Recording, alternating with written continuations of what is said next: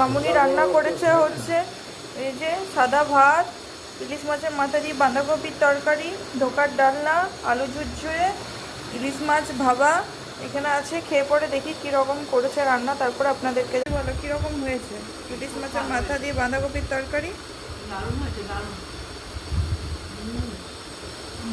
আর ধোকার ডালনাটা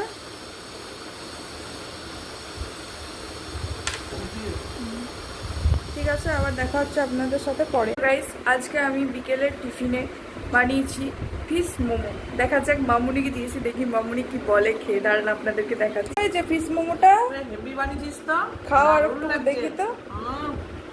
দারুণ লাগছে। বাহ, ফিশ মোমোটা খেয়ে কিরকম বাহ, লাগছে বাহ। মহারাজা? আজকে বউ ফিশ মোমো বানিয়েছে। কেমন হয়েছে?